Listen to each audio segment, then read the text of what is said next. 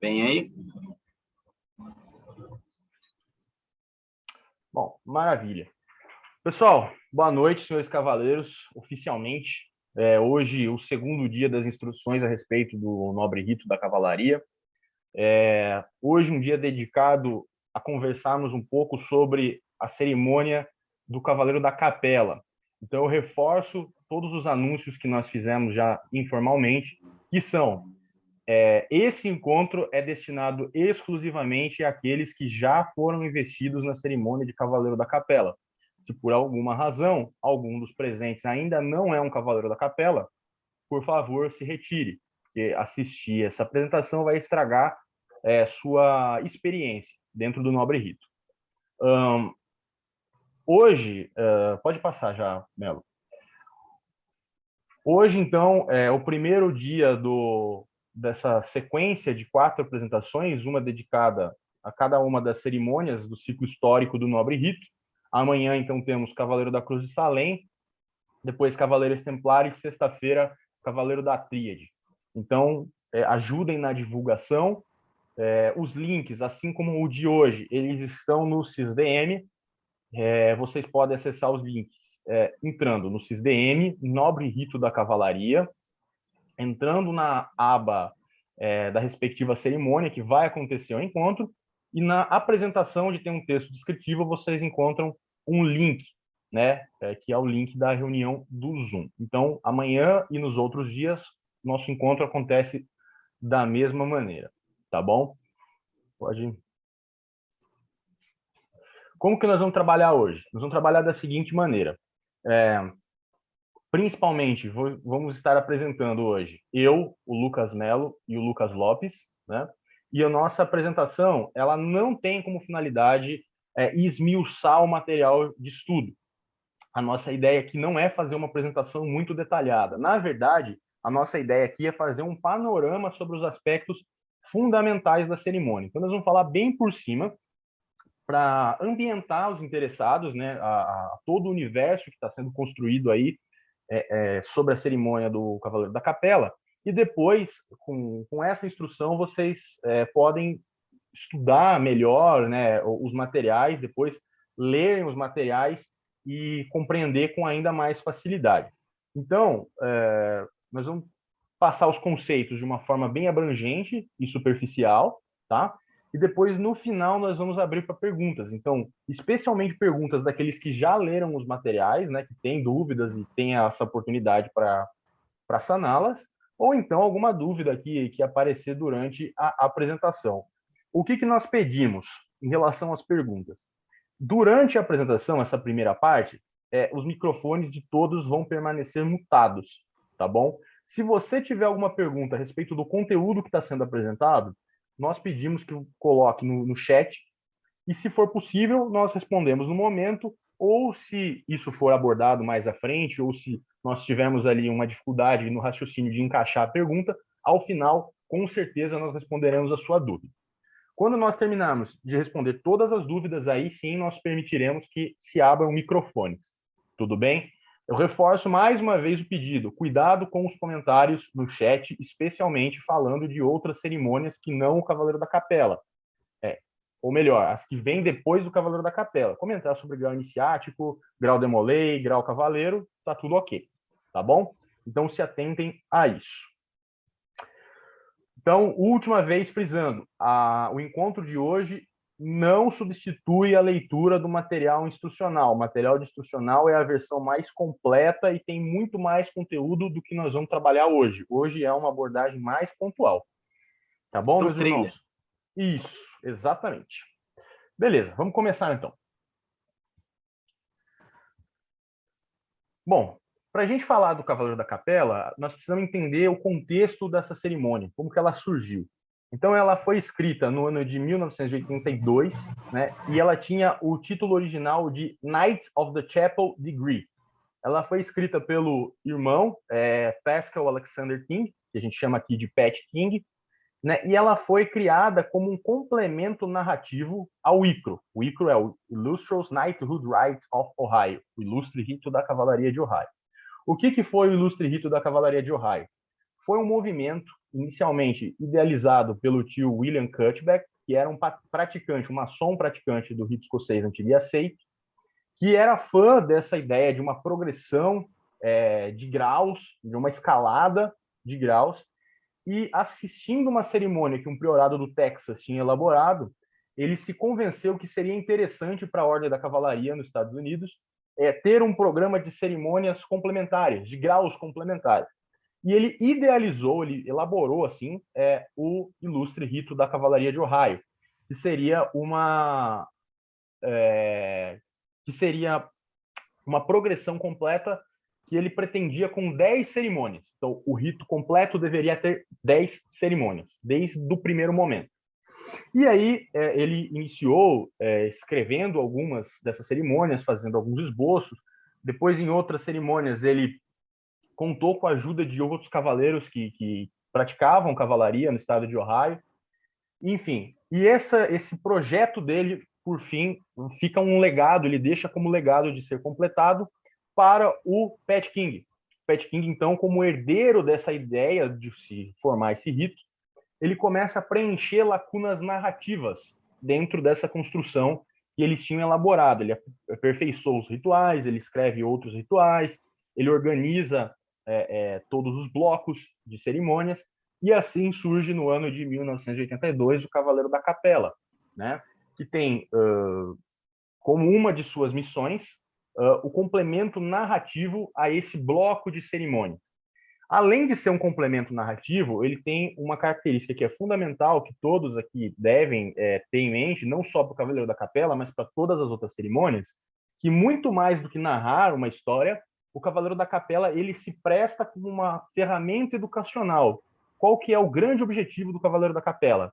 É imprimir o sistema de moralidade da cavalaria, transmitir valores, reflexões, né, para o cavaleiro que contempla aquela encenação. Então, no caso, o Cavaleiro da Capela, ele integra também a parte do, entre aspas, currículo que se esperava da formação de um cavaleiro, né, que passa por esse programa, e também complementa os fatos não, né, a narrativa da história do Jacques de Molay e do final dos Cavaleiros Templários. Passar. Bom, contextualizando essa cerimônia dentro da cronologia do rito. Então, deixando de lado o ano que a cerimônia foi escrita, né, o degree foi escrito, e pensando isso dentro do contexto da linha narrativa que vai sendo construída, principalmente no ciclo histórico. Como que se encaixa isso? Para a gente ter de referência, a gente pega o grau de Molay, né? O grau de Molay, ele acontece de 1307 a 1314, tá? Então ele condensa naquelas cenas que vocês assistem quando são iniciados ao grau de Molay, né? Então as audiências, a tortura, o julgamento do Jacques, né? Que acontecem num lapso temporal de 7 anos, mas que são adensados em uma única cena. A própria fala do orador deixa isso explícito. O Cavaleiro da Capela, por sua vez, ele volta nessa linha narrativa, ele volta no tempo, ele acontece antes, ele acontece no ano de 1305, né? Ou seja, o processo templário ainda não havia acontecido, nem na história documental e nem na história fictícia que é proposta pelo rito. Tá? Então, assim, quando nós observamos como referência o grau de Molay, nós conseguimos observar algumas nuances que são deixadas dentro da própria estrutura narrativa do grau de Molay, que algumas cerimônias do nobre rito vão completando. Então, o que nós temos de interessante do ponto de vista narrativo em relação ao grau de Molay? Se vocês observarem no grau de Molay, quem sentencia o Jacques e o Joffrey, né, a serem queimados vivos, enfim, sentencia os cavaleiros também, lá os outros preceptores, não é o Tribunal de Inquisição, é o Lorde Condestável. Por quê? Porque representa a força do rei de França em manipular o processo. Então, quando o rito ele apresenta essa cena, essa alegoria desse tratado do Felipe com o Bertrand, é para mostrar que esse julgamento não é um julgamento religioso de verdade, é um julgamento político manipulado. Dá para a gente entender por que é que o Lorde Condestável, que faz aquele auê todo no grau de Molay, né? Ele chegando e fala assim, a Inquisição, o nosso rei não confia na tolerância da Inquisição, né? Mostra essa manipulação no processo. Então, o Cavaleiro da Capela de fato, um evento como se fosse um prólogo, né? Uma cena que acontece antes, tá? Então, basicamente, essa é a contextualização narrativa do rito. A contextualização simbólica e filosófica, nós vamos falando ao longo da nossa apresentação. Você, Melo. Aliás, Lopes. Lopes. Então, galera, boa noite. Quando a gente fala em contexto histórico e geográfico, o objetivo aqui não é dar uma aula de ensino médio, tá? Mas de apresentar como esse recorte ele pode servir como ferramenta de vocês durante a jornada no rito e também na vida diária, tá bom? E aqui tem dois exemplos, um da utilidade prática dele e da utilidade teórica. Quando os autores da cerimônia escolhem a temática medieval e de templários para ilustrar, né, o rito, eles têm alguns motivos em mente. O primeiro deles é já de início capturar a tua atenção. E também isso ajuda no entendimento da cena. Porque, por exemplo, para falar de tentação, a gente poderia simplesmente passar uma resenha do livro da Pequena Sereia, ou passar o filme da Disney. Porque nessa história, a Ariel, ela deseja conhecer o mundo na superfície. Ela tá cansada daquele mundo dela. E ela chega a fazer um pacto com um demônio, que é a Úrsula, para chegar a esse objetivo. E tanto no livro quanto no filme da Disney, tem as consequências trágicas disso. Mas por que não usamos? Né? Se você pega a corrupção também como exemplo, daria para passar Star Wars. A história de como o Palpatine corrompe o Anakin. Ele, de um cavaleiro Jedi do bem, se torna um assassino. São úteis? São. Tem valor? Tem. Mas elas podem não se comunicar como uma história mais próxima da nossa realidade. Então, um cavaleiro, ele necessariamente passou pelo grau de Molay. Então, ele sabe que, por exemplo, o Felipe o Belo é o mandante do assassinato do Demolay e do Guilfred Charnier. Então, quando o Cavaleiro da Capela chega na cerimônia e o Felipe se identifica, ele está com um cara num encontro secreto, imediatamente a atenção do cavaleiro volta para aquilo. O que está acontecendo? Eu quero descobrir. E é aí, né, que esse empréstimo de nomes e de figuras históricas serve uma utilidade prática para capturar a sua atenção e para você, de início, já entender o que está se passando ali. Um encontro secreto entre duas pessoas detestáveis. Tá? É uma ferramenta. Agora, na utilidade teórica, é quando, de fato, vamos chegar na parte do estudo histórico e também geográfico. Porque quando a gente fala da era feudal, dessa época conhecida como Idade Média, a gente tem que entender que o feudo não era só a terra, era a terra que está atrelada a um conjunto de relações entre pessoas. Então, um chefe e um vassalo, um bispo e um senhor feudal, o camponês e nobre, todas essas relações que aconteciam nesses pedaços de terra é o chamado feudo. E por que isso é importante? Para entender a posição social do Felipe e do Clemente e para entender também como era o caráter desses personagens apresentados na cerimônia atrelado à sociedade que eles viviam. Porque quando a gente fala de Cavaleiro da Capela hoje, a gente não consegue tirar as pessoas de suas posições. Então, por exemplo, você vê alguém de posição alta, pode ser na Ordem Molay, oferecendo um cargo em troca de apoio. Isso não é uma corrupção, uma tentação? É, pode ser, mas você não consegue desassociar uma coisa com a outra. Então, quando a gente chega no Clemente, nesse mapa aí que a gente apresenta, por exemplo, né, o Clemente era, por direito, vassalo do rei da Inglaterra. Ele não era vassalo do rei da França. Só que, ao mesmo tempo, a sociedade medieval era tão complexa que, ao mesmo tempo em que ele podia prestar homenagens e lealdade ao rei da Inglaterra, ele podia fazer o mesmo ao rei da França. Porque a terra, por direito, podia ser de um, mas a população ao redor, os nobres ao redor, enxergavam outra pessoa como governante de direito. Então, de fato, era uma pessoa que servia a dois senhores. Não tinha muito o que fazer. No lugar dele, como é que seria essa relação? Pode passar, Mel.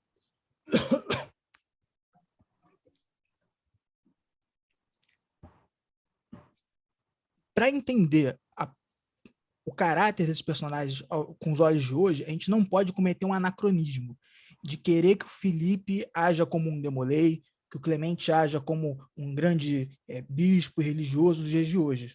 Não pode. A gente tem que... O olhar que nós fazemos para eles, na ordem Demolay, não é o de apontar o Felipe como um vilão genérico, simplesmente malvado, ou o Clemente como um cara que traiu os Templários. Se nós pegarmos, por exemplo, as cartas do Clemente, ele a todo momento ou vai defender os Templários, ou vai dizer, Felipe, se eu dissolver a ordem, os bens dela não vão para você, vão para a igreja. Ele está batendo de frente, ele quer evitar que isso aconteça. Tanto é que ele envia, mais de uma ocasião, inquisidores para acompanhar, para ver se está havendo tortura, se o processo está sendo bem feito, e depois, com o pergaminho de Chinon, ele perdoa os Templários. Então, o que é isso? É um cara que simplesmente se submeteu a um poder, ou ele resistiu àquilo? Será que perdoando os Templários não foi uma espécie de redenção? Esse tipo de olhar que a gente tem que fazer para não cair naquela velha história do maniqueísmo, do bem contra o mal. Porque se a gente fica nesse olhar, a gente não percebe a nossa própria corrupção. A gente não percebe quando nós caímos em tentação. E é a mesma coisa quando olhamos para o Felipe. Dentro do contexto em que ele viveu, ele estava no topo da pirâmide social. Ele tinha poder praticamente absoluto. Sendo que o território dele, o território francês, estava em disputa com a Inglaterra. Então, ele precisava ser um rei de ferro, que é até a alcunha que ele ganha depois. Ele precisava ser brutal, ele precisava praticamente ser um rolo compressor. E ele faz isso, ele centraliza o poder da igreja, ele moderniza o exército francês, cria a Assembleia dos Estados Gerais, que é um órgão político da França que vai existir até a Revolução Francesa. Ele é um dos monarcas mais importantes da história da França. Ele é considerado como alguém que vai lançar as bases do fim do feudalismo. Então, como que a gente trata esse cara como um vilão genérico, que se irrita fácil, que é burro, sabe? Não tem como. É preciso reconhecer as qualidades dele, ao mesmo tempo que se olhe para os vícios, para que nós possamos aprender com as coisas boas e ruins, tá bom? E aí que, de novo, fazendo um recorte, olhando o todo, toda aquela compreensão, chegar ao seguinte, beleza, onde que na minha vida diária eu vejo um Clemente V? Onde que eu vejo o Felipe Belo? Eu posso estar sendo um Clemente? Eu posso estar sendo um Felipe? É essa reflexão que vocês têm que fazer. Então, né, chega a parte que me cabe desse latifúndio. Encontro na capela. Fato ou ficção? Então, antes da gente entrar na pergunta em si, a gente tem que estabelecer algumas premissas. A primeira premissa que a gente tem é que história é ciência. História não é simplesmente todas as coisas, fulano escreveu isso, ciclano escreveu aquilo. Não, história ela é feita com método de pesquisa, com processo, com método científico. Então, de cara, a gente tem que dizer que história é ciência. Então, se a pessoa vai dizer, não, acho que aconteceu, acha como? Por quê? Prova aí. Acho que não aconteceu. Como? Por quê? Prova aí. Obviamente, em todo processo científico, é sempre mais difícil provar uma negativa do que provar um positivo, mas a ausência de provas, no caso, deixa a gente numa posição de tipo, sabemos se aconteceu? Não aconteceu? Provavelmente não aconteceu. Mas, partindo do ponto de vista científico, a gente vai dizer não aconteceu, até que alguém possa provar que aconteceu. Então, história é ciência e a gente deve tratar a história como tal. Segundo, história é mais do que apenas os fatos, né? A galera mais antiga, eu não sei, porque acho que quando me ensinaram a história da escola já não era assim. Eu não tive que memorizar, sei lá, a sucessão dos reis carolíngios ou a margem, todos os rios da margem esquerda do Rio Amazonas. A escola deixou de ser assim há muito tempo. Então, não é só decorar um monte de fato, um monte de dado. Você saber relacionar, você saber como aquelas coisas podem ser úteis, como esse conhecimento pode se comunicar com o seu presente. E, por último, eu quero que vocês saibam esses dois palavrões aqui, que é heurística e hermenêutica. Que o que é cada um deles? Juntas, a heurística e a hermenêutica são basicamente a gente pegar e a gente analisar uma coisa no seu contexto completo. É um exemplo que está tendo no nosso material de leitura, vocês vão ver lá depois. Quando você vai numa festa, e aí a festa, você foi para uma balada, sexta-feira, curtiu, sábado de manhã, você com aquela cara de ressaca, sua mãe pergunta, e aí, foi bom? Você vai falar só, ah, mãe, foi bom. Você não vai falar, canta à vontade, nossa, mãe, peguei não sei quantas a balada hoje, bebi não sei quantas. Não, você só vai falar, ah, foi legal, me diverti. Morreu aí. Já se você vai fazer a mesma coisa para um amigo seu que marcou de ir e não apareceu, você vai ficar, cara, que vacilo você não ter aparecido. A balada tava boa pra caramba, tinha muita mulher gata, bebida liberada até não sei quantas horas, e aí pronto, você vai contar com a noite vai ser épica. Então, se você vê, é a mesma noite, o mesmo relato, mas para pessoas diferentes, você relata de forma diferente. E da mesma forma também, se você fosse mandar por escrito, né? No WhatsApp, a gente fala, espera que eu vou mandar um áudio que é mais rápido. Tem coisa que é mais fácil expressar por voz, tem coisa que é mais fácil expressar por escrito. Então, também a mídia, como você está fazendo essa comunicação, também muda a forma da comunicação acontecer. Então, há, de certa forma, alguns relatos de que pode ter acontecido esse encontro. Há relatos de cronistas que dizem que sim. Mas a maior parte dos indícios apontam que não. E aí a gente tem que analisar. Quem era esse cronista que disse que sim? Qual era o interesse dele de dizer que sim? Ou por que ele achava que sim? Cada um escreve do ponto de vista, né? Se você perguntar para uma criança de 6 anos, quem deu o brinquedinho dela, sei lá, o carrinho de brinquedo ou o drone que ela está brincando, ela vai falar Papai Noel. Ela não está mentindo para você. Para o conhecimento dela, foi Papai Noel. Então, a gente sempre dá a nossa verdade com o máximo do conhecimento que a gente tem naquele dado momento. Então, a gente tem que pensar em todas essas peneiras quando a gente vai analisar um documento existente. Primeira coisa que a gente tem que ver, a capela em si existe. Está lá, não só existiu, ela existe. Ela está lá, em pé, até hoje. Se você quiser dar um rolê na França e visitar, a capela está lá. Mas temos evidências de que o encontro aconteceu ali? Não temos. Mesmo que o encontro tenha acontecido, se a gente parte desse pressuposto, dificilmente o rei da França viria. O cara tem emissários, tem serviçais, ele não vai sair nele mesmo na calada da noite, arriscar ser morto, depois no dia seguinte, cadê o rei? Ele não estava aqui quando a gente foi dormir ontem? Não dá para fazer uma coisa dessa. Então, se fosse acontecer, ele mesmo não iria. Talvez o próprio Bertrand não iria, porque ele também não era o Zé Ninguém, o que atende na padoca da esquina. Ele também era uma pessoa importante, né? Ele era um príncipe da cristandade ali. Então, ele tinha essa função também de importância. Ele talvez tivesse algumas pessoas trabalhando para ele que ele poderia mandar. Então, mesmo que o encontro fosse acontecer, não seria os dois cara a cara ali batendo um papinho de madrugada na capela. E também a gente tem que pensar por que, então, que a gente está vendo isso? Que há uma função ali, a Ordem de Molay não alega em momento algum, ou a Ordem da Cavalaria alega em momento algum, ser detentora de uma história secreta que apenas nós conhecemos e temos documentos que provam isso. Não, em momento nenhum você vai ver nenhum Demolay falando isso em material oficial. Talvez uma pessoa pode acreditar isso no âmago do coração dela, mas em material oficial você nunca vai ver isso. Por quê? A função disso ali é ser uma parábola, ser uma alegoria. Como quando Jesus, lá na Bíblia, conta, né, a parábola do semeador, ou a parábola dos trabalhadores da última hora. Então, ele não está falando realmente que tinha lá trabalhadores, o cara foi no mercado de manhã, pegou trabalhadores, depois voltou meio-dia. Não, ele não está falando que isso aconteceu. Ele está te dando um exemplo para você compreender o que está acontecendo. Então, é importante a gente ter essa diferenciação. E fica claro, não é a gente que está inventando agora que, nossa, agora depois de não sei quantos anos de cavalaria no Brasil, agora esses caras vão querer dizer que isso aí não aconteceu enquanto da capela. Não. A própria cerimônia, a data em que eles colocam lá, que é de 5 de agosto, o Bertrand já tinha sido eleito Papa, ele não tinha sido instalado ainda, mas já tinha sido eleito. Então ele não estaria negociando uma eleição dele, porque ele já estava eleito. Então a gente tem que levar em consideração essas coisas. A função da cerimônia é ser uma parábola, é ser uma alegoria, uma história para te transmitir uma mensagem. E aí a mensagem do grau que a gente está acostumado. Né? O acordo entre o Bertrand e o Felipe. né? Uma vez que a gente está na verossimilhança interna aqui agora, já não é mais a gente ou aconteceu ou não aconteceu, dentro da verossimilhança interna, aconteceu.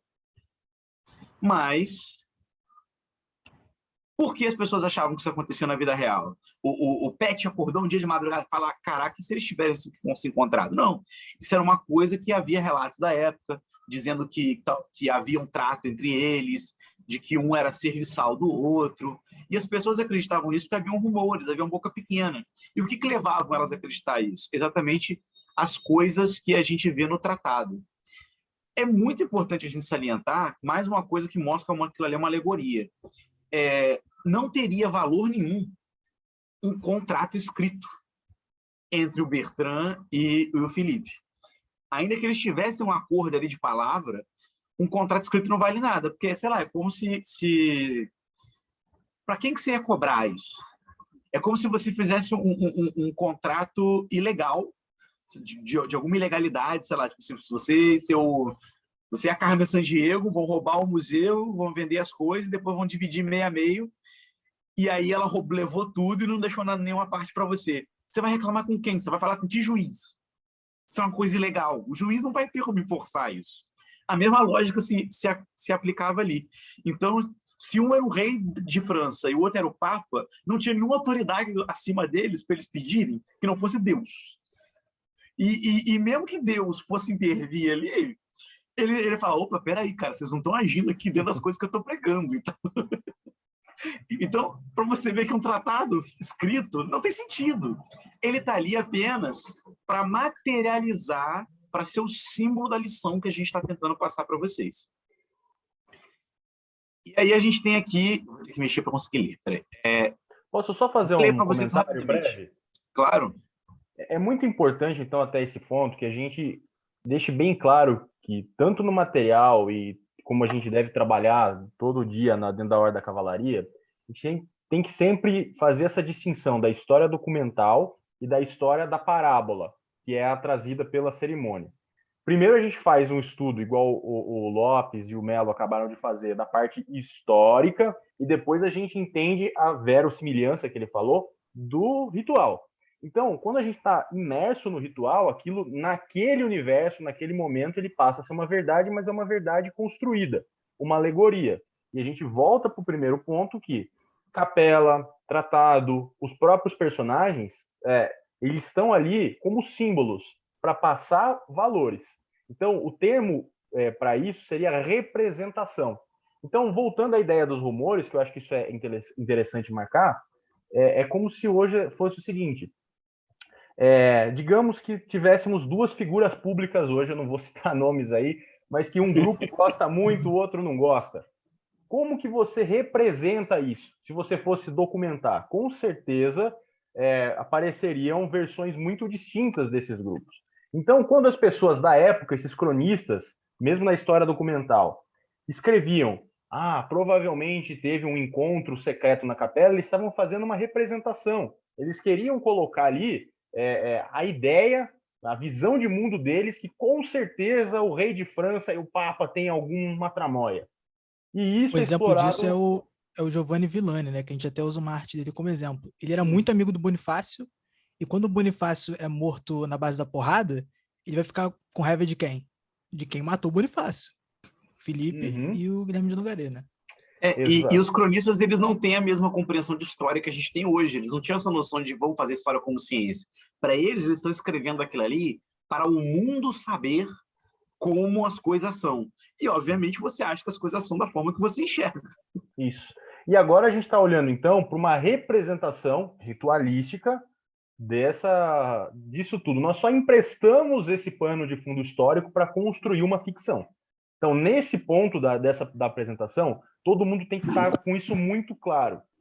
O Cavaleiro da Capela, dentro do Nobre Rito, é uma ficção que serve para ensinar valores. Ok? É como você assistir um filme dos Vingadores. Você não vai pegar e falar para ele, nossa, mas que mentira que ele deu um soco, o outro saiu voando. Cara, tudo é mentira. Você tem que estar imbuído dentro daquele universo. Uma vez que você está dentro do universo, você vai ver o que é verdade e mentira dentro do universo. Né? Aí vamos aqui para a gente, né, fazer a leitura dos termos do tratado. Primeiro, logo sentardes no trono papal, revogarás todas as excomunhões, suspensões de privilégios, intérditos, deposições, né? E vou pular para a gente ficar mais, né? Toda mancha de calúnia e toda nota de infâmia lançada sobre os que apoiaram o rei de França e seus sectários serão arrancadas do registro da igreja e queimadas publicamente, né? Onde que veio essa coisa dele ficar puto? Mas tinha alguém falando mal deles? No caso, tinha, que era o Papa anterior, o Bonifácio VIII, que ele chega a mencionar na cerimônia, né? Mas o Bonifácio, ele menciona o Bonifácio, depois ele menciona o Papa subsequente, que ele é o envenenado, né? E depois ele menciona esses dois papas anteriores ali. O rei Filipe, na época, ele estava em brigas com o Bonifácio por questões que mais tarde vieram a ser questões seminais da história europeia, que era exatamente a briga entre quem tem mais autoridade, se é o Estado ou se é a Igreja. De quem é o direito de coletar impostos naquele país. Se tem um clérigo, o cara ele é um bispo, lá ele é o bispo de Paris. Ele paga imposto para quem? Ele paga imposto para o Papa ou ele paga imposto para o rei de França? Como que ele fica aqui? Então, esse é o tipo de briga que eles estavam tendo. E por isso, por esses desentendimentos, levaram o Papa a fazer excomunhões, a fazer intérditos, todas essas coisas que a gente vê listada ali.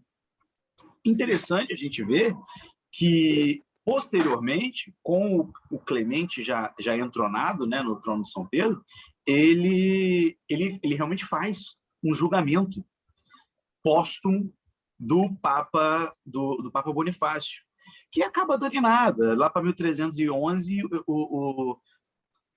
por causa de pressão de outros reis católicos, né, especialmente, sei lá, os reis da Península Itálica e da Península Ibérica, por pressão deles, ele acaba deixando o cara absolve o Bonifácio VIII. Mas é importante a gente deixar claro para vocês que esse julgamento póstumo, muitas vezes vocês vão ver em material aí, por que é importante a gente se focar no material que está no CISDM e não em qualquer material que eu achei por aí no site do fulano, do ciclano, porque às vezes... Opa, pessoal, tem alguém com o microfone aberto aí. Ô, Lopes, vê para mim quem é o indivíduo aí. Já arrumamos. Aí eu estava dizendo, aí por que é importante a gente se focar no material oficial? Várias vezes vocês vão ver uma foto de um cadáver vestido de papa sentado assim num trono, como se fosse no julgamento. E aí vão falar que esse é o julgamento póstumo do Bonifácio. Não é. O julgamento póstumo do Bonifácio, o Bonifácio não estava presente. Realmente aconteceu de um papa ser escavado e julgado ali o cadáver dele, mas foi, sei lá, uns 400, 500 anos antes, não me lembro certo, que era o Papa Formoso que foi julgado. Mas, então, tá vendo? Aí o cara pega, opa, sei que foi julgado um papa póstumamente. Ele pega aquela imagem, ele joga, e aí ele não teve o cuidado de fazer essa pesquisa, de cruzar os dados, e aí você acaba acreditando em coisas que não necessariamente são verdade. Então é bom ficar ligado, né? Usem o material oficial e a bibliografia do material oficial, por favor. Outro bom exemplo disso, de como vai variar a opinião dependendo da pessoa, o Bonifácio ele aparece na Divina Comédia, do Dante. Ele aparece sendo condenado no inferno. Então, novamente, dependendo da pessoa que está falando, o cara ou vai ser um santo ou vai ser o próprio diabo, né? Isso, e aí tem essa referência, tem essas referências na cerimônia. O Pat Key, quando ele foi fazer o roteiro da cerimônia, ele foi sintetizando, representando essas disputas entre o Filipe e o papado nas cláusulas do tratado. Então, a família real tinha sido excomungada. Isso aparece num dos artigos. Você vai suspender a taxação. Outro artigo. E aí, vamos vendo aí, né? O segundo estava lá ainda e pulamos, peraí. Isso. Que o segundo artigo estava ali embaixo. Deixa eu ver se tá... exatamente do julgamento póstumo, né? Exatamente, que você já tinha mencionado. Isso. Então primeiro... Opa, pede, só para deixar bem marcado. O primeiro artigo, então, faz referência à excomunhão da família real, né? Então, tipo assim, se você vier a ser papa, imediatamente você tira tudo que o Bonifácio pesou para mim e para minha família. O segundo artigo você vai fazer esse processo contra ele, vai dizer que ele é um papa herege, servo do capeta. Exato. Você tira as minhas acusações e acusa ele que me acusou. Exato. Isso não aconteceu, não tem essa redação no tratado, como a gente já disse. Mas esses eventos de realmente ter o processo póstumo, de ter esse problema com o Bonifácio, é real. E isso é bacana e aparece representado na cerimônia. Vamos lá. Próxima é a terceira cláusula, que vem lá. Terceiro, que elevarás ao cardinalato, ou seja, pode ir de bispo para cardeal, ou a qualquer outra dignidade da igreja, todo e qualquer clérigo que possa ser designado pelo rei de França. E quarto, restaurarás à França todos os seus privilégios, títulos, dignidades e propriedades. Então, o que está acontecendo aqui? É exatamente aquela briga que a gente tinha mencionado. Eles estavam brigando para saber, peraí, eles estavam tentando juntar dinheiro, porque o rei Filipe fez uma reforma administrativa e financeira, e ele modernizou o reino da França, mas ele financeiramente tem um custo muito grande, se fazer uma grande reforma na estrutura do Estado, né? Que no caso era a estrutura da coroa. Então, você fazer esse tipo de coisa custa muito dinheiro, ele estava precisando de dinheiro, ele começou a cobrar impostos não só dos clérigos, mas também das terras desses clérigos, né? Porque havia a igreja tal, tem não sei quantos hectares de terra onde ela planta uva, dessa uva eles fazem vinho, desse vinho eles vendem, ganham dinheiro e, opa, me dá uma parte desse dinheiro aqui. Então, esses terceiro e quarto tratados mostram exatamente essa briga entre o Filipe e o Bonifácio por quem tinha direito de tributos. E aí, no final, mostra que o vencedor acabou sendo o Filipe, que no caso é para o benefício da população, não só a francesa, como do mundo, uma vez que hoje em dia a gente tem o Estado cobrando impostos e não a igreja, né? Então, alguém quer fazer alguma... A gente passa para o próximo? Vamos lá. Bom, depende do ponto de vista de quem acha que foi para melhor, né? Luigi Ancap confirmado. Republicanos aqui, por favor, apenas republicanos. Vamos lá. Quinto tratado, que vossa consagração como sumo pontífice será celebrada dentro do Reino de França e que a sé papal será transferida de Roma para Avignon. Depois tem ainda um artigo do tratado que a gente vê mais tarde, né? A gente combina depois. Uma coisa interessante a gente dizer é que Avignon não era nem França na época, né? Fazia parte do reino da Borgonha, que tinha vassalagem mais com o Sacro Império do que com o rei Filipe em si. Então, aconteceu de se tornar mais próximo e de estar numa esfera de influência? Sim. Mas você vê que aquilo ali é uma simplificação, né? Ah, não, vai mudar aqui para a França. Não era França na época. Porque você vê que o tempo todo a gente está falando reino de França e não reino da França. Tem uma diferenciação quando a gente fala reino de França e reino da França. Não é a França que a gente pensa hoje enquanto território. O Lopes mesmo falou lá atrás, né, que o Bertrand era vassalo do rei da Inglaterra, mesmo ele fazendo parte de um pedaço que hoje em dia fica na França. Avignon fazia parte do Sacro Império, mas seria hoje o que é França. Então, essa alegoria que a gente está vendo ali é como se fosse uma ficção histórica, né? É uma mistura de assistir Roma e parábola bíblica misturada. Então, eles pegam as brechas da história para construir uma narrativa interessante e, através dessa narrativa interessante, passar aí uma filosofia e valores, que é onde a gente vai agora com o Flávio.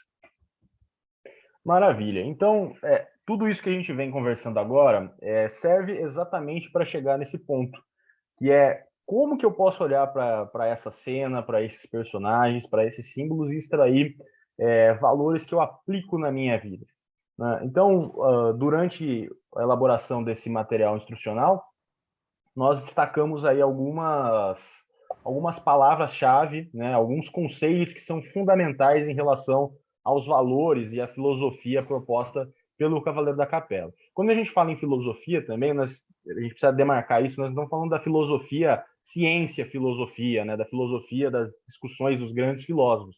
Nós estamos falando no sentido do conhecimento que é aplicado no dia a dia, o conhecimento da reflexão, a capacidade de trabalhar com a subjetividade. Isso é importante.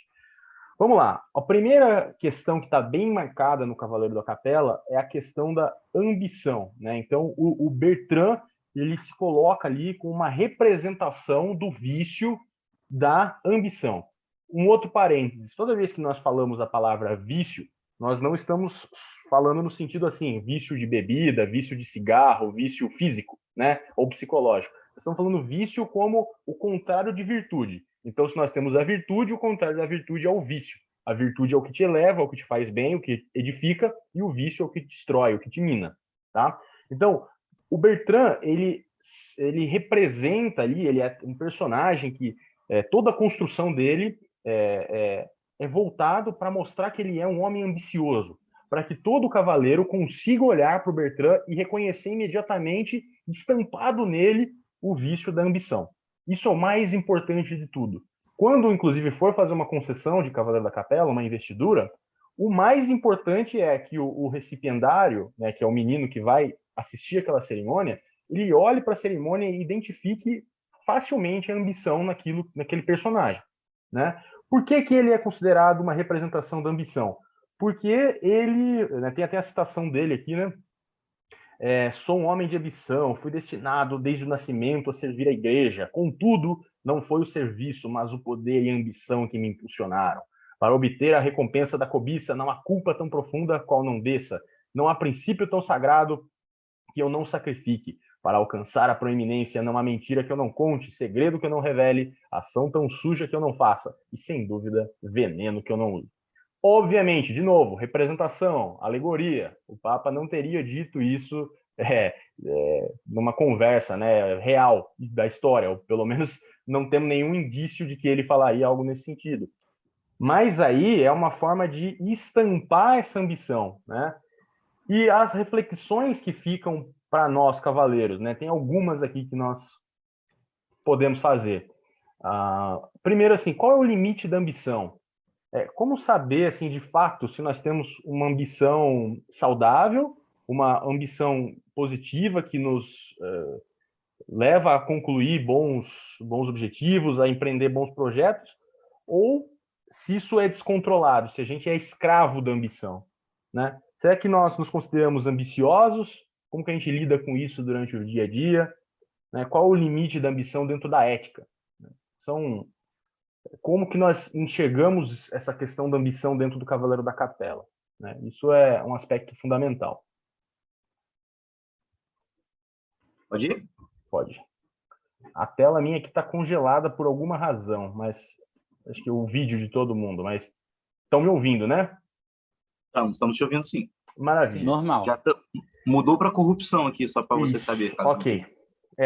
Ok. Em relação à corrupção, o conceito de corrupção que o Cavaleiro da Capela traz é uma referência direta ao que é trabalhado no grau iniciático. Então, se no grau iniciático o Demolay é ensinado pelos preceptores que uma das virtudes cardeais é a virtude da pureza, ou seja, ele ser coerente com o que ele acredita, né, com os seus pensamentos e nas ações que ele expressa, ele não praticar nada que faça mal a ele mesmo ou ao outro, ou que ele corrompa a sua dignidade, né, que são as lições do grau iniciático da pureza.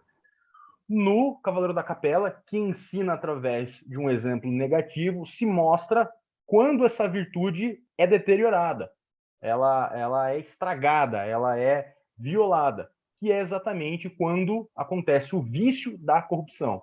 Então, qual é o contrário da virtude da pureza? É o vício da corrupção. Então, o que é puro é aquilo que não foi contaminado, aquilo que não foi comprometido, né? E o que é corrupto é quando a impureza viola essa relação. Então, os dois personagens, na verdade, aí são personagens intimamente relacionados com essa questão da corrupção. Então, no caso do Bertrand, por exemplo, é o sacerdote que corrompe o próprio sacerdócio, corrompe a própria fé, para deixar a sua ambição tomar conta, né? O Filipe, ele também, ele corrompe a dignidade dele como um rei, para dar vazão ao seu projeto de poder. Então, isso tá bem marcado também na cerimônia. Pode passar. Também, o Cavaleiro da Capela trabalha fortemente a noção de tentação e de fraqueza, né? Em que sentido, né? Que quanto mais proeminência você alcança na sua vida, maiores vão ser as tentações. Vou dar um exemplo esdrúxulo, um exemplo chulo, mas para deixar bem claro, o que é mais fácil de você se sentir tentado, né? A se apossar de um dinheiro, por exemplo, R$2, que não vai fazer falta nenhuma na sua vida, ou 1 milhão. Principalmente se esse 1 milhão de reais, ninguém nunca vai saber que você se apropriou indevidamente dele. O que é mais tentador? O mais fácil ou o mais difícil? Então, quanto maior for a nossa sensação de estar forte, maior a tentação bate na nossa porta. Por isso, conforme nós vamos progredindo no rito, nós vamos recebendo outros valores, a nossa responsabilidade de manter a pureza daquilo que a gente está sendo investido vai aumentando, e a tentação aumenta proporcionalmente. Então, pouca tentação você vai ter no seu capítulo como iniciático. Poucas ofertas, poucas alianças indevidas. Depois, quando você recebe o grau demolei, talvez um conchavo por um cargo. Depois, talvez, se você tiver a oportunidade de buscar cargos de liderança mais alto, ou então na sua vida, talvez na empresa que você faça parte, ou no ambiente que você estuda, essa tentação vai invariavelmente bater a sua porta. Todos nós estamos expostos à tentação, né? E aí, a máxima do Cavaleiro da Capela é essa. Quem é o mais culpado? É aquele que se rende por uma oferta baixa ou a quem é muito ofertado? Né? Então, essa é uma reflexão que precisa ser feita. Pode passar. Em relação à submissão, a submissão ela é tratada pelo Cavaleiro da Capela a partir do momento que o homem corrupto ele se rende à tentação e tem como um efeito desse rendimento, dessa rendição, melhor dizendo, dele à tentação, o estado de submisso. Ele vira um escravo do próprio vício, um escravo da pessoa que oferece e abenece para ele. Então, o grande alerta do Cavaleiro da Capela é assim: cuidado, cavaleiro, com aquele que pode satisfazer o seu melhor desejo. Né? Qual é o preço disso? Então, essa é a pergunta que o Cavaleiro da Capela escancara para nós, dentro da sala de convocações. Ele fala assim, está disposto realmente a abrir mão de todas as suas virtudes simplesmente para satisfazer uma vontade ou para um alívio pessoal? Mas você já pensou na consequência disso? Será que você estaria disposto a pagar um preço assim, de submissão incondicional a alguém? Ficar completamente escravo? Né? Será que alguma vez na sua vida você já ficou refém de uma decisão ruim que você mesmo tomou? Né? Um peso que você tem que carregar por um erro que você fez? Né? Enfim, ou então, como que na nossa vida, eventualmente, a gente se submete a grupos ou vontades de pessoas? A gente faz coisas que a gente nem quer fazer, simplesmente para se sentir aceito num grupo, ou porque se comprometeu com alguma coisa que nós não deveríamos, ou em busca de um status, ou para que estamos tentados a deixar nossa ambição fluir sem nenhum controle, sem nenhuma ética. Então percebam, meus irmãos, que essa alegoria ela vai construindo esses valores e que eles são interdependentes. Para a gente compreender a cerimônia, nós precisamos entender o conceito de cada uma dessas palavras: tentação, submissão, vício, virtude, ou aprender a olhar o mau exemplo e aplicar isso para a nossa vida. Tá? Então, assim, isso é o principal que nós temos aí do Cavaleiro da Capela. Pode passar. Estava programado que eu falasse disso, mas o Luiz está aí, então deixo a oportunidade a ele. Quer falar, Luiz? Ô, meus queridos, que prazer estar com vocês aqui essa noite. Estou me mudando de cidade, me adaptando a uma nova rotina. Infelizmente, isso me atrapalhou e cheguei atrasado na reunião de hoje. Mas vamos lá, né? A gente tem um componente muito forte de heráldica no Nobre Rito. Imagino que vocês já tenham percebido por causa da leitura dos materiais de ensino. E, originalmente, esse conteúdo ele é previsto no nosso projeto pedagógico para ser trabalhado em todas as etapas da Ordem de Molay, desde o capítulo. Mas, como isso ainda não foi implementado, a gente faz essa parte de introdução atualmente, durante as etapas do Cavaleiro da Capela. Bom, a heráldica ela é um sistema de símbolos de identificação e esses símbolos eles têm algumas características que são fixas ou hereditárias e que obedecem certas regras, tanto para ser composto quanto para ser transmitido. Não é simplesmente uma adoção de símbolos, né? Algumas pessoas que se interessam pelo estudo da heráldica, às vezes começam a usar os símbolos indiscriminadamente. Mas como a heráldica é um sistema de identificação, que era utilizado no lugar dos documentos, né, na Idade Média, uma pessoa não tinha a possibilidade de simplesmente escolher e sair adotando e utilizando símbolos. Isso, inclusive, era passível de punição. O Onde conjunto temos monarquias ainda é, né? Ainda é, inclusive, né? Por exemplo, na Inglaterra, no Canadá, você não pode só pegar e fazer um símbolo, não.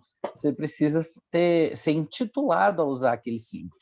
E na nossa ordem, né, na Ordem de Molay, desde o princípio da nossa organização, o tio Frank Sherman Land ele já era interessado nessas questões, né, da temática da cavalaria medieval.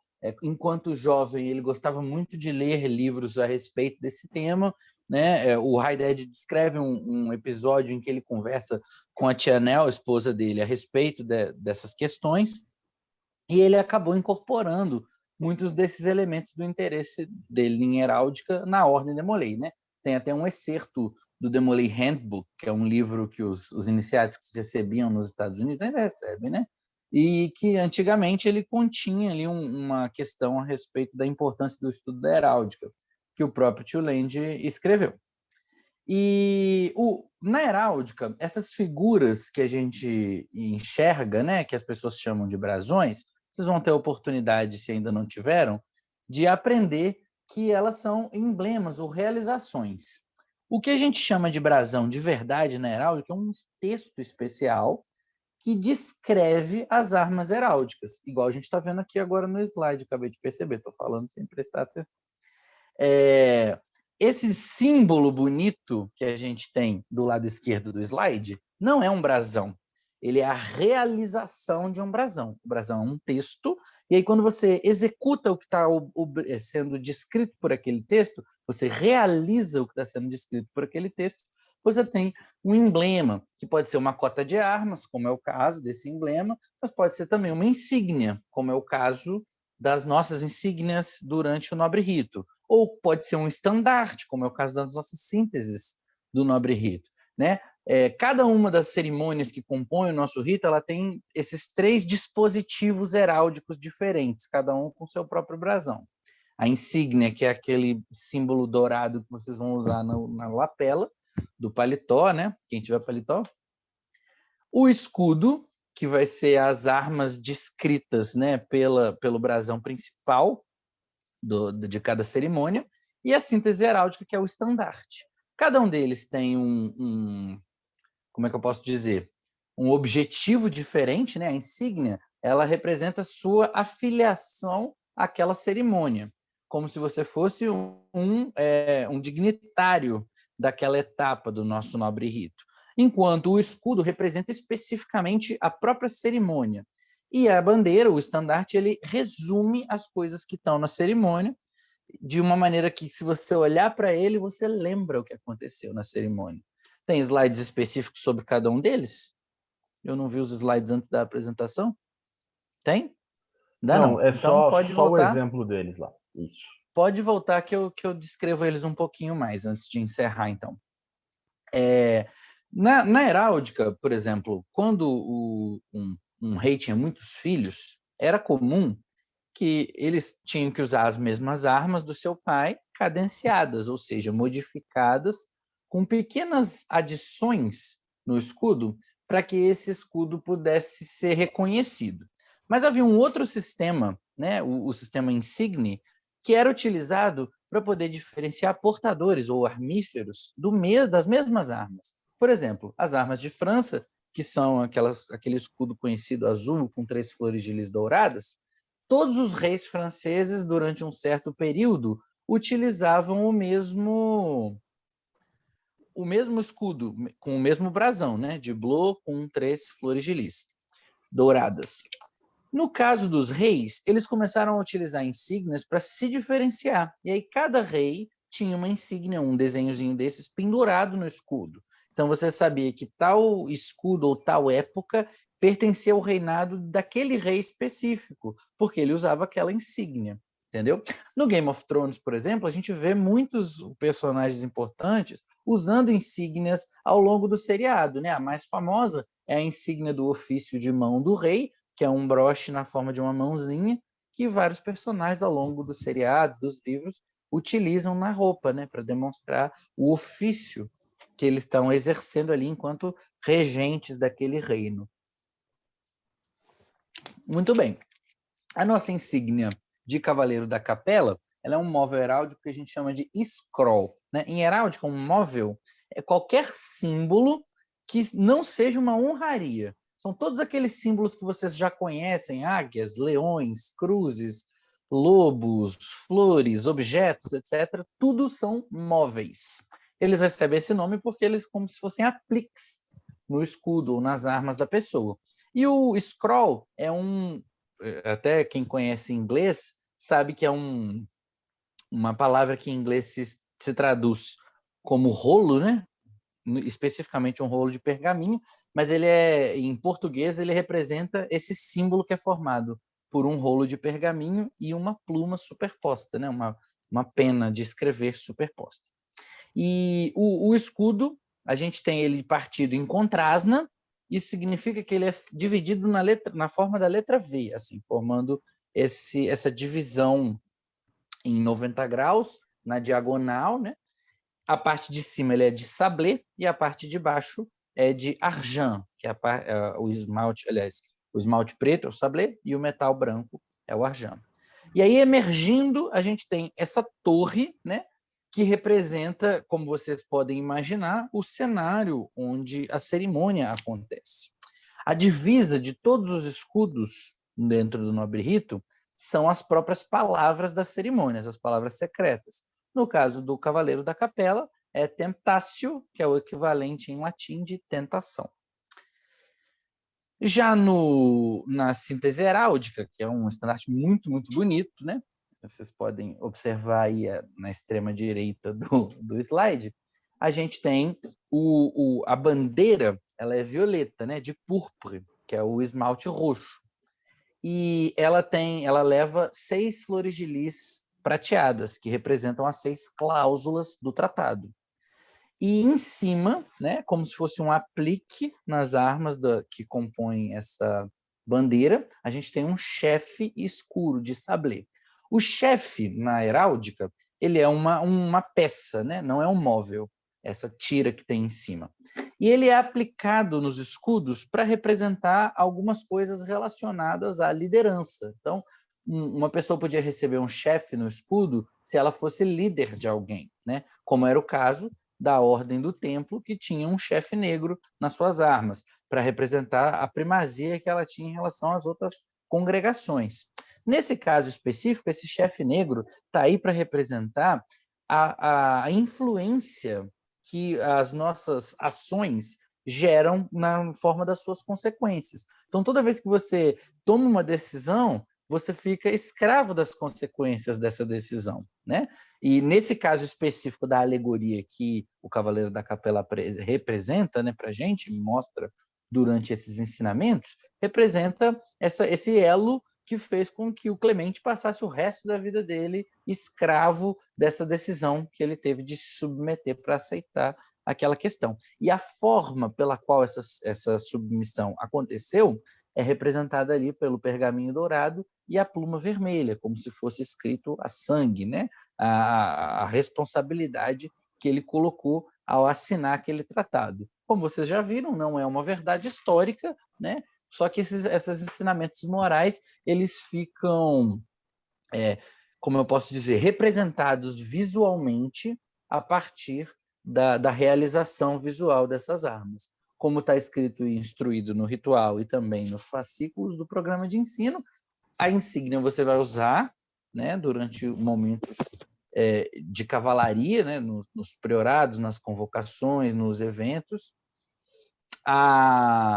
O escudo vai ser utilizado pelo priorado opcionalmente para ser demonstrado para os cavaleiros que recebem os recipiendários, pode ser pendurado durante a concessão também, e o estandarte da mesma maneira, pode ser apresentado ao final ou ser mantido durante a concessão lá.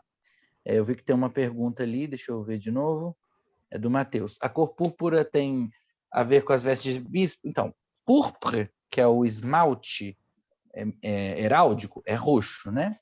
Não é púrpura. O nome púrpura em português se refere a uma cor que a gente não sabe de verdade qual é, mas ela é o meio caminho é um matiz que fica ao meio caminho entre o vinho vermelho, bordeaux, e o roxo, suco de uva. É uma cor que fica ali no meio. A gente traduz púrpura como roxo por um equívoco antropológico, sociocultural, complexo, rende um artigo e uma aula grande só sobre isso. Mas essa cor ela é importante porque ela remete aos usos do Império Romano, né? Era uma cor reservada aos altos dignitários, especialmente o imperador, porque o pigmento que era utilizado para tingir os tecidos com a cor púrpura, né? A púrpura tiriana ou a púrpura imperial, era muito raro de se obter. Eles usavam moluscos lá do Mar Vermelho, que é na Península Arábica, no Golfo Pérsico. Era muito difícil de conseguir esses animais para produzir essa tinta, e aí, por causa disso, a cor era rara, era reservada aos altos dignitários. Na heráldica, esse esmalte, o púrpura, que é roxo mesmo, violeta, ele é um esmalte até um tanto quanto incomum. Ele não se usa tanto quanto o vermelho e o azul, que são os principais entre os esmaltes, né? Em uso com as pinturas. Genericamente, ele é associado à realeza, ao status, ao poderio. E aí é nesse sentido que ele é utilizado aqui na composição da síntese heráldica, para significar que, por meio daquelas 6 flores de lis, que são aquelas pontinhos prateados que estão representados na bandeira, aliás, você não, né? Os personagens alcançaram mais poder do que eles tinham antes, apesar de se tornarem, tanto um quanto o outro, escravos das consequências dessa escolha. Tá? É isso aí. O Felipe está explicando que os oficiais das grandes lojas americanas usam paramentos roxos. Na loja simbólica usa-se azul e os grandes oficiais usam roxo. E esse uso do roxo dos grandes oficiais também gerou uma cultura na Ordem de Molay do roxo ser associado à liderança dos capítulos. Originalmente, é uma cor reservada ao uso dos mestres conselheiros, que usavam um fez, um chapéuzinho. Eu estou fazendo um monte de gestos aqui, mas eu percebi agora que a câmera está desligada. Nem sei como é que eu vou estar aparecendo, que eu estou no quarto. Mas os mestres conselheiros usavam um fez, que é um chapéuzinho roxo. Os representantes de Molay usam uma banda, uma faixa como a de cavaleiro, roxa. Os mestres conselheiros no capítulo usavam a capa, igual a gente usa preta, só que roxa e forrada de dourado. Né? Essa cor roxa é associada na Ordem de Molay americana, originalmente, à liderança do capítulo. E aí tudo isso está envolvido na escolha da cor para poder ser utilizada na síntese heráldica. Tá? Agora, como tudo na heráldica, as interpretações elas são muito mais subjetivas do que objetivas. E você usa essas ferramentas de simbologia para poder criar laços afetivos com as suas experiências durante a sua passagem pelo nobre rito. Você vai olhar, né, vai ter oportunidade, no caso do escudo, de pegar ele, segurar, né? Se você for conceder, mostrar para os meninos e explicar o que está representado ali. Durante o tempo em que você tiver nessa etapa, vai usar o símbolo da insígnia na sua própria roupa. Então, você vai criando uma relação de sentimentos e memórias com as experiências que você vai desenvolvendo aqui. Esse é o objetivo, aliás, o objetivo não, é a metodologia que a gente escolheu para poder passar os ensinamentos tanto do Nobre Rito quanto de toda a nossa organização. Tá? É um prazer estar aqui com vocês nesse momento de instrução, espero que eu possa estar com vocês mais vezes. Bom, a respeito da investidura do Cavaleiro da Capela, né? Todos os detalhes a respeito de como fazer a montagem, paramentos, posicionamento, vocês vão encontrar, obviamente, nos rituais e vocês vão encontrar também no material de ensino, né? Nos fascículos.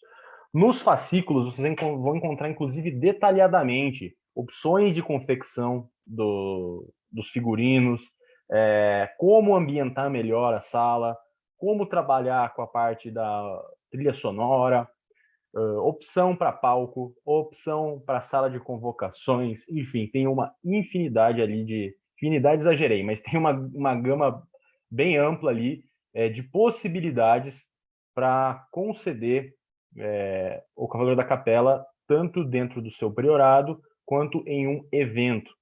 O que é importante que nós tenhamos em mente aqui quando a gente fala em investidura, tanto do Cavaleiro da Capela, quanto a qualquer outra cerimônia do Nobre Rito.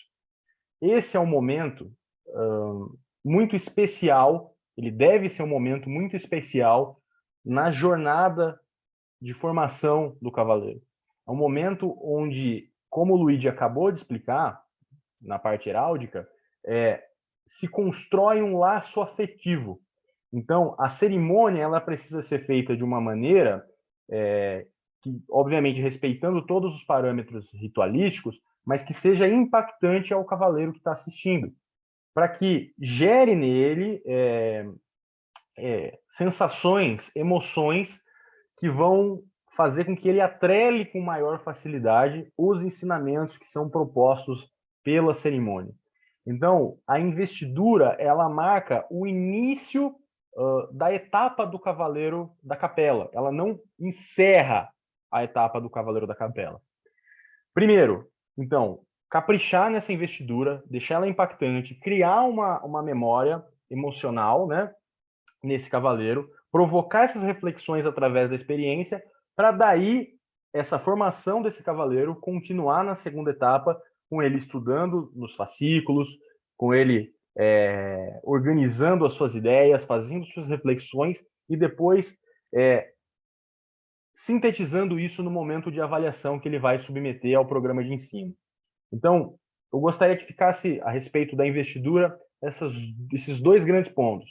Primeiro, a necessidade de se fazer isso com rigor e da maneira mais bem feita possível, mais caprichada, fazer ao cavaleiro que vai ser investido o que você gostaria que tivesse sido na sua, né? E, em segundo, entender que o Cavaleiro da Capela não acaba dentro da cena, né? Ele só começa, ele coloca as alegorias, ele apresenta os símbolos, ele apresenta os conceitos, ele traz convites a reflexões. E a partir dali é que você vai desenvolver seus estudos, suas reflexões, e amadurecer dentro dessa alegoria, né?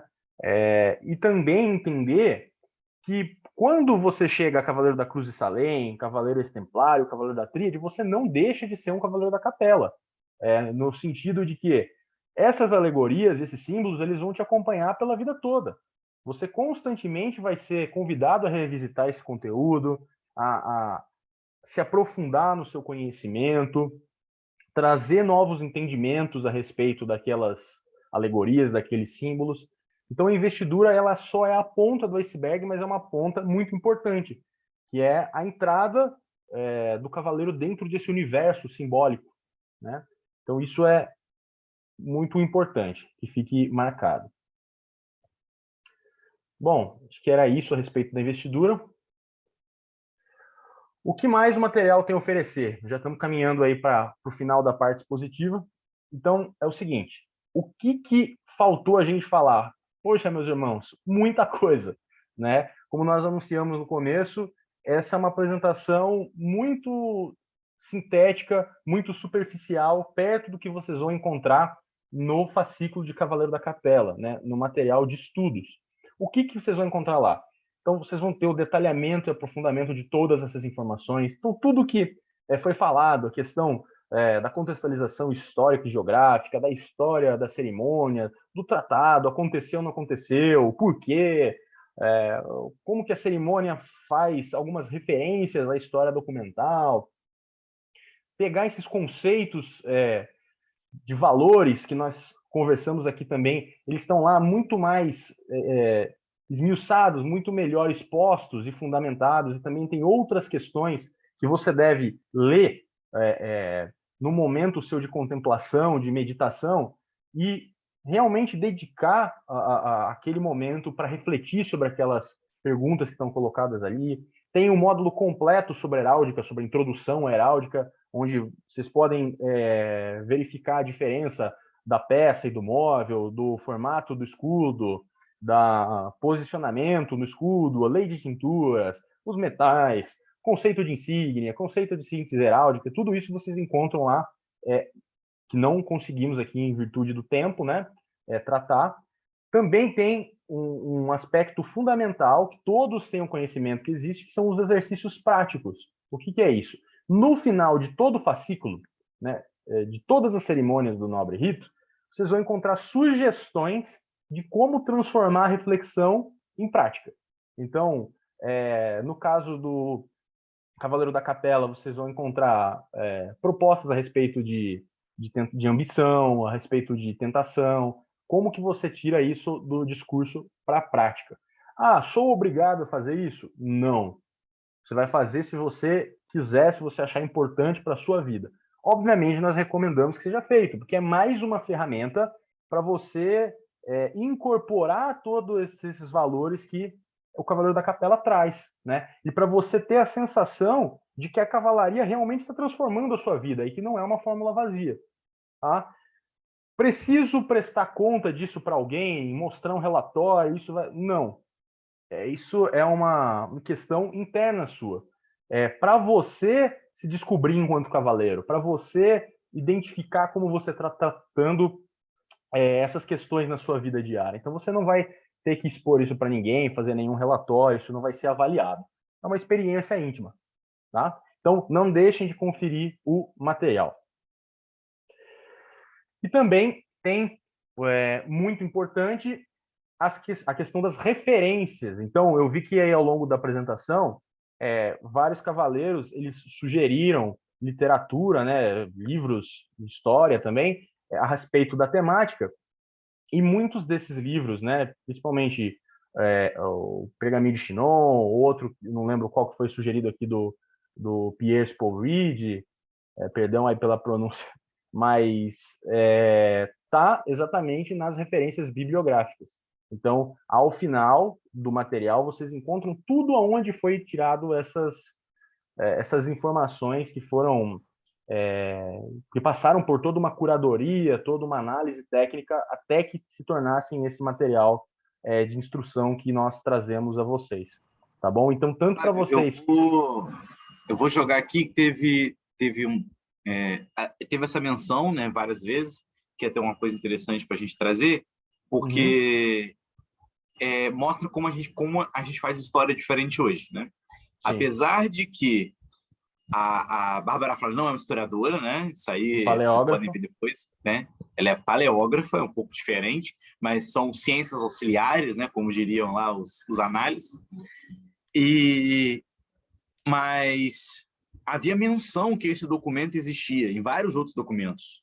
Várias outras crônicas, relatos, cartas, falar que existe. Mas ninguém assumiu como verdadeiro até ele encontrar uma cópia. Fala, olha, achei aqui nos arquivos do Vaticano uma cópia. Então, isso mostra como, se a gente fosse fazer como fazia antigamente, se todo mundo está falando que existe, deve existir. Uhum. Mas não, ela precisou matar a cobra e mostrar o pau de, olha, tá aqui o documento, realmente encontrei, ele realmente existe. Mas aí teve uma pergunta que foi feita aqui, que é pontual, cirúrgica, a gente responder, que foi do Enéas, falando, dúvida aqui, já tem o ébano por causa do sistema antigo e não tem o tríade, mas o ébano não está aberto no SysDM, no sistema de ensino. É bug ou é porque o material ainda não está pronto? O material está pronto, sai na próxima semana, então vamos por partes, né? Isso. Então, só para vocês saberem, vai aparecer. O que tem disponível atualmente é até o Tríade. Se você não for investido como um cavaleiro da Tríade, ainda que você tenha recebido ébano, pelo modelo do nobre rito atual, que você precisa passar de uma etapa a outra, degrau a degrau, fase a fase, de uma maneira sequencial, ainda que você seja ébano, se você não for investido no Tríade, você não vai ter acesso ao conteúdo do Tríade. Você vai precisar ser investido regularmente como um cavaleiro da Tríade para ter acesso ao material. Então, até o Tríade hoje já está disponível a todos aqueles que assistiram à cerimônia. O Cavaleiro do Ébano, na verdade, o Ébano e o Anon, eles vão estar disponíveis os materiais somente no dia 28. Tá? Então, o dia 28, isso. Os materiais vão estar lá. O Pedro Vitor pergunta: quando que a aba dos corretores será disponibilizada? Junto com todo o sistema de correção que abre sexta-feira agora. Show. O Matheus Luna está com a mão levantada. Exatamente, agora vamos para as perguntas. Matheus Luna, levante a mão. Pode abrir o microfone aí e fazer a pergunta se quiser, ou escrever.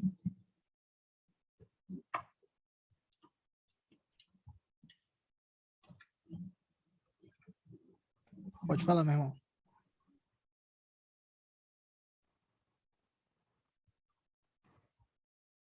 E aí, Matheus, você pretende falar ou escrever? Não estamos ouvindo. O microfone parece que não está funcionando. Vamos passar aqui, então, para a próxima.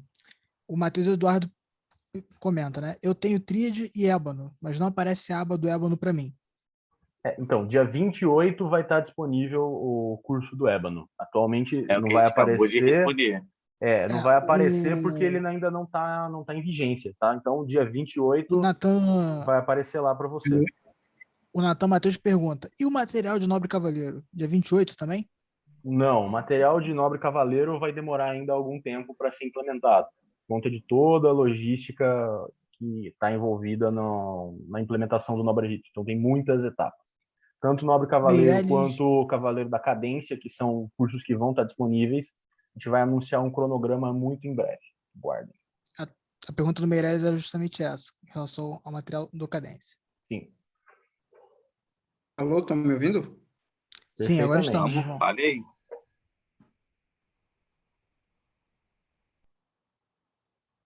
Agora não estão mais, não.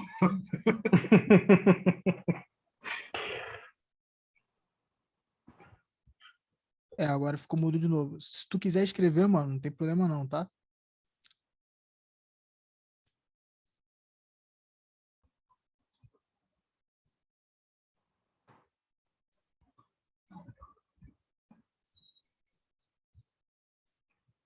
Então galera, mais alguma dúvida? Se alguém quiser abrir o microfone para perguntar ou fazer um comentário, tá livre, tá? Sintam-se à vontade. O momento de falar é agora.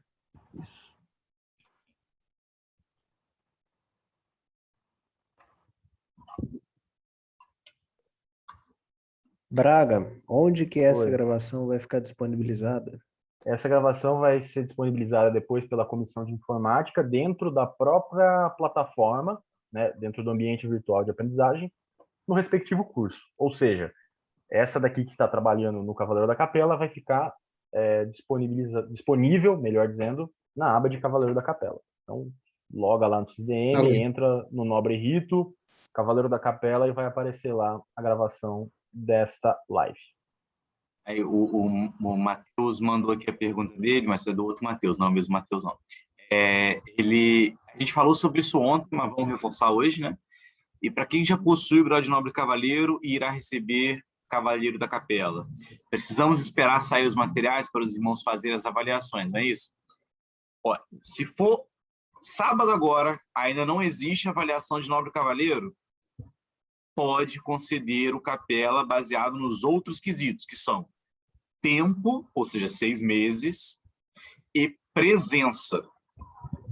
Então, se o cavaleiro que está ali como candidato, ele tem 6 meses já de nobre cavaleiro, e ele tem presença no priorado, pode conceder até sábado agora, até aparecer o fascículo de nobre cavaleiro, todo o módulo de nobre cavaleiro. Quando esse módulo entrar, para ir ao capela, ele precisará também fazer uma avaliação. E os rituais atualizados, Sarmento lembrou bem. E os rituais atualizados. Matheus Eduardo Melo levantou a mão. Pode falar. Opa, eu fiquei um pouco confuso com uma coisa só, na verdade.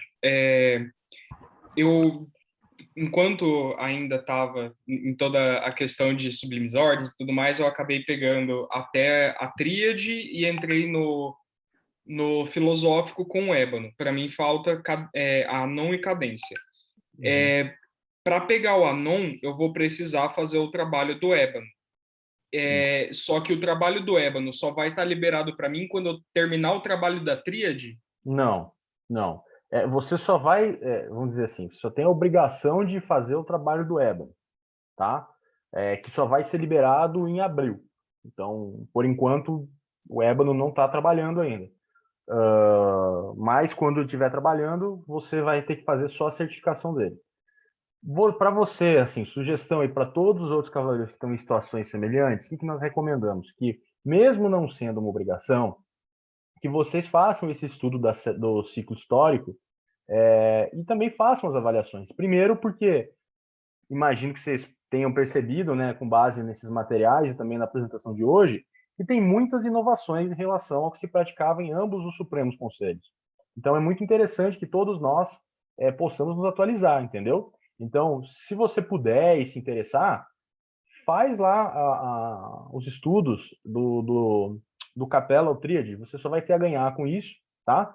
E se você fizer as avaliações e for certificado, você ainda pode participar do programa de excelência, que nós tratamos dele ontem, né? Mas caso você não tenha visto, é a possibilidade de você ter uma certificação especial, a sua insígnia ela tem um acréscimo, e se você completar o programa, a gente tem uma comenda específica para isso, tá? Depois a gente vai disponibilizar lá também acredito que no SysDM, a gravação de ontem. Se você não assistiu, assiste lá e você vai ter oportunidade de ver mais detalhes a respeito disso. Tá bom, meu irmão? O Flávio, o Fernando Luiz pergunta, mas pode conceder o ébano nos padrões antigos? Não. O ébano, ele exatamente a gente está esperando para começar a rodar o ébano, porque a gente quer ter certeza que os priorados eles se ambientem adequadamente a esse novo modelo de trabalho ao longo dessa próxima quinzena aí, vamos dizer assim, né? Então, os próximos 15 dias são exatamente um trabalho de adequação, né? Dos priorados e também, de certa forma, do Supremo Conselho, porque a gente está começando com o trabalho de certificações, trabalho de orientação dentro do Nobre Rito. Então, vocês podem ver que para pôr toda a engrenagem para rodar, a gente precisa de um certo tempo. Por isso, esse carinho especial com o ébano. Então, espera ter o curso do ébano liberado, tanto os materiais quanto a possibilidade de avaliação e certificação, e daí vocês podem fazer essas concessões. E fazer essas concessões da maneira mais especial possível e marcante para a vida desses cavaleiros aí. O Flávio, Matheus posso Pereira fazer um pergunta, adendo? já estão abertas as avaliações? Abre sexta-feira agora do ciclo histórico. Ô Braga, eu posso fazer um adendo Claro, sobre o meu irmão. ébano? Meus caros, inicialmente peço desculpas pelo atraso, mas uma questão pontual, que isso tem gerado muitas dúvidas em vários priorados do Brasil. Muitas pessoas estão perguntando sobre o ébano, se ele pode ser concedido de forma irrestrita ou não. Nós já falamos em outras oportunidades que não pode, tá? E o motivo deve ficar muito claro, é porque o grau do ébano hoje, ele faz parte de um todo. Antes, nas sublimes ordens, ele era uma cerimônia isolada e tanto faz ali se você tivesse o pacto secreto ou não. Mas hoje ele faz parte de um sistema progressivo de forma vertical. Então, até você chegar no ébano, você precisa dos outros. Então, sei que eu estou sendo repetitivo aqui falando isso, mas é porque essa dúvida é recorrente. Em todas as lives, todos os treinamentos, as pessoas perguntam sobre o ébano. Então, não pode conceder de forma irrestrita, entre aspas, né? Porque tinham também os requisitos do regulamento antigo, mas eu vou usar essa expressão, tá? Não pode ser concedido de forma irrestrita como era feito antes. Só para ficar bem claro, viu? Desculpa aí, Flávio, interromper. Tem o Mateus Luna, nas apresentações da Paixão de Cristo, geralmente usam áudios das falas gravados para encaixar com a trilha sonora. Os priorados podem Flávio, ter eu arquivos. respondi, Ok. Tá, tô eu vendo. respondi isso no chat, entendeu? Tá, não, mas eu acho que eu gostaria de responder essa mesma dúvida com uma outra abordagem, que é o seguinte: Tudo bem. a gente tem que entender que o momento de investidura, ele é também um momento de aprendizado para quem passa a cerimônia, né? Então, como ela foi idealmente pensada para desenvolver algumas habilidades, como expressão corporal, como impostação da voz, como desinibição, é mais interessante para o desenvolvimento dos cavaleiros e dos priorados que se incentive essa fala orgânica, vamos dizer assim, né? Porque, de certa forma, é uma ferramenta também didática, digamos assim, uma ferramenta a serviço do aprendizado e da formação desse cavaleiro, tá? Então, e nós não temos atualmente uma previsão ritualística para fazer essas gravações, tá bom? Então, o que eu recomendaria é que fizesse no gogó mesmo, para incentivar esses garotos a soltarem a voz e treinarem essa habilidade que vai ser muito importante para a vida deles, dentro e fora da Ordem da Cavalaria e da Ordem Molê. Tem a pergunta aqui do Fernando, né, que fala qual a data da certificação do ANON, pois temos o cronograma do encontro e concessão estadual do Cadência. Então, isso também bate com o que a gente falou ontem, juntando com o que a gente falou hoje. Que Flávio já falou hoje, que a avaliação do ébano e do ANON só vão aparecer dia 28, correto? E aí a avaliação depois ainda disso. E quando você entrar lá e ler, ainda vai mais 15 dias para que os corretores vão ter 15 dias de tempo para ler sua resposta, ruminar, te dar um feedback. Então, se você planejou, vamos pensar aqui que final de março, começo de abril, se você pensou para antes do meio de abril, tem que abortar a missão mesmo. Se foi para depois do meio de abril, aí vai depender dos resultados saídos dessas avaliações. Mas eu, por segurança, marca lá para maio, deixa para depois. É isso. Assim, pelo cronograma em abril já dá para fazer, mas né, se você quiser garantir mesmo, é exatamente o que o Lucas acabou de explicar. A respeito do Cavaleiro da Capela, pessoal, é a oportunidade que vocês têm de fazer perguntas do Cavaleiro da Capela. Tá? Porque perguntas assim sobre avaliação, nobre rito, vocês podem fazer isso de forma mais ampla depois, né? Aqui tem uma oportunidade singular de tratar sobre esse tema só entre Cavaleiros da Capela. Então eu pediria que a gente aproveitasse esse momento aqui para sanar as dúvidas, né? Flávio, o Guilherme Almeida perguntou aqui no meu privado onde que ele pode fazer a sugestão de alteração de texto ou de fontes para os materiais. Ticket da comissão para a comissão de educação. Perfeito.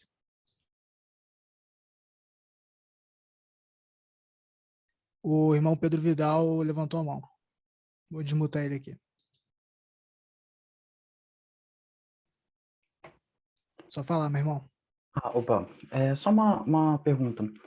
Se contar a questão das vestimentas,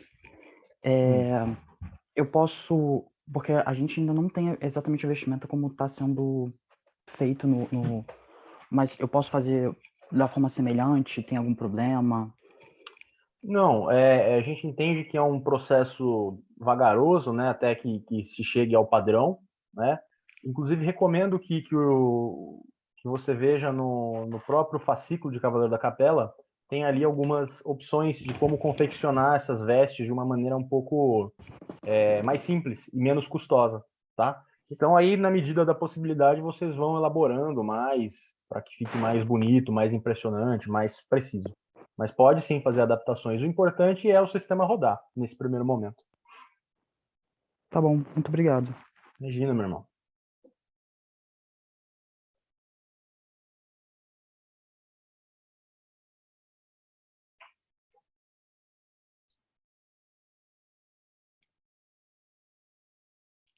Aqui aparentemente não tem mais nenhuma pergunta no chat, no privado eu também não tenho e nenhuma mão levantada. Vamos caminhar para o encerramento? Ô Lopes, só uma coisa. Braga, a respeito do Capela, eu não sei se já perguntaram, para falar da diferença das cenas extras que nós tivemos aí. Porque na Sublimes, o Pacto Secreto tinha uma cena extra. E agora no Nobre Rito não tem. O que que mudou? Como que isso vai impactar na percepção da cerimônia aí pelo cavaleiro? Se alguém puder falar, por gentileza. Se você mesmo quiser falar, mano, senão a gente, Eu tô dopado de Dramin, cara, não vou mentir. Fica custando Então, na falar. verdade, assim, para a gente não se alongar muito nisso, o que acontece é que a fonte que era utilizada pela República Federativa do Brasil vinha do um documento compilado chamado Betrayal of Jacques de Molay and Knights Templar, né? Que veio do estado de Michigan. Era uma cena incompleta do Cavaleiro da Capela, tá? E aqui no Brasil veio para cá e se tornou o Pacto Secreto. Tá? Nós traduzimos agora fielmente do que se tinha praticado em Ohio, dado o documento diretamente pelo autor, que é o irmão Pat King, né? E a tradução foi feita fielmente em cima do texto que veio de Ohio e entregue pelo próprio autor. Inclusive por isso o nome, né? Cavaleiro da Capela, originalmente Knight of the Chapel. Então, em virtude do horário, assim, para os irmãos verem mesmo as diferenças, seria comparando esses rituais, mas principalmente, acho que o mais significativo é em relação às cláusulas do tratado, né? Que o que veio do Betrayal, ele tinha algumas cláusulas, uma ou duas, não me lembro agora de cabeça, que faltavam por ter sido extraído de uma versão incompleta, né? E também a cena inicial, onde os personagens eles se encontram na parte externa da abadia, também não existia. Algumas outras especificidades em relação à paramentação, em relação a cenas posteriores também existe. Mas assim, para não me alongar aqui, seria mais fácil os irmãos, assim que puderem, adquirir esse ritual e fazer essa comparação, né? Até porque se a gente ficasse ponto a ponto, ia tomar muito tempo de vocês. Flávio, o Ítalo Simoa pergunta: já tem data para mudarem os nomes e símbolos do CISDM? Essa parte fica a cargo da comissão de informática e acredito que também da comissão de ritual, né? Ou da comissão de cavalaria, eu não saberia dizer.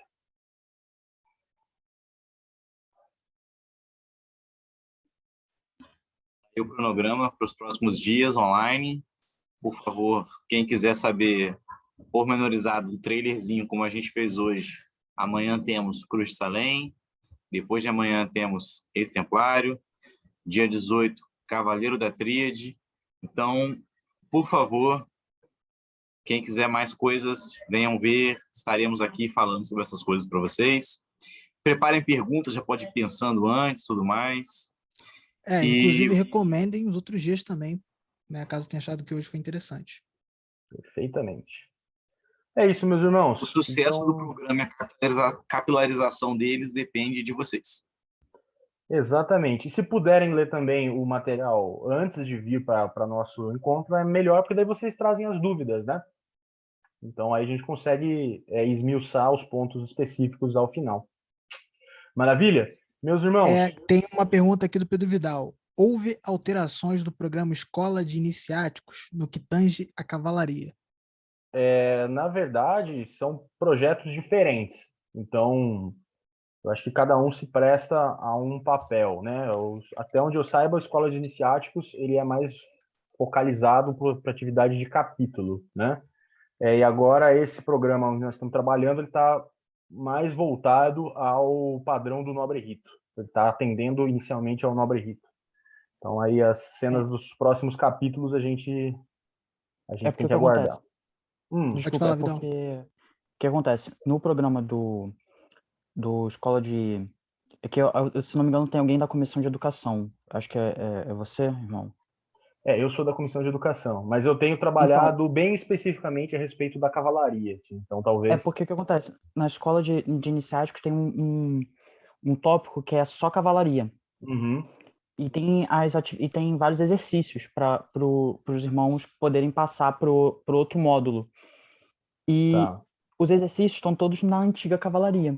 Então, mesmo que é só também para informar, para ver se para ver essa alteração, para que seja pelo menos na parte dos exercícios ser aplicado o novo, para não ficar também confuso. Você Ok, acabar explicando, ter que explicar o antigo, ter que explicar o novo, para os ok. irmãos iniciáticos conseguirem entender. Sim. Mas eu imagino, me corrija até se eu estiver falando besteira, é que tem bastante informação, assim, às vezes a gente falha, né? Mas, assim, a parte de cavalaria é mais focada na atividade de nobre cavaleiro, né? Não trabalha tanto as cerimônias, ou trabalha? Não, não trabalha tanto a É, cerimônia, mas tem algumas coisas que são mais ou menos, porque tem algumas coisas que eles entendi, falam do ébano, que o ébano pode ser entendi. tirado. Tem algumas coisinhas assim que eu acho que é interessante quem for responsável por essa área dar uma averiguada nessa Maravilha, meu irmão. reformulação, tá Agradeço bom? imensamente a sua colocação. A gente vai, com certeza, em algum momento, Flávio, chegar nesse o ponto. Giovanni Vicenzo me pergunta aqui no privado se esses materiais também ficarão disponíveis na Biblioteca de Alexandria. A princípio, não. A princípio, eles vão estar na aba dos cursos mesmo.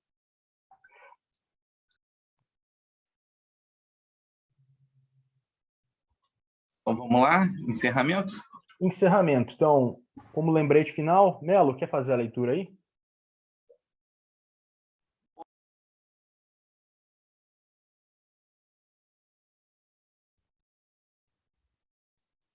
Tá mutado, Melo.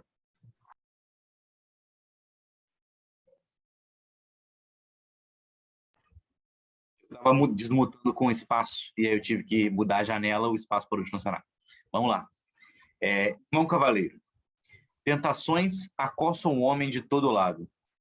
Cada novo dia apresenta oportunidades de encontrar e conquistar a tentação, pois uma vez que se sucumba, não há caminho de retorno. Que você encontre e conquiste cada obstáculo que a tentação colocar em seu caminho. É meu privilégio lhe investir como um cavaleiro da capela, com uma saudação da espada.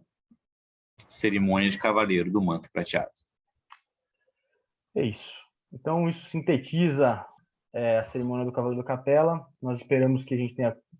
Nós esperamos ter contribuído com alguma coisa, ter sido úteis, e amanhã a gente se encontra novamente. Agradecemos aí imensamente a presença de cada um de vocês e divulguem a live dos próximos dias se vocês gostaram. Valeu? Um abração aí para cada um.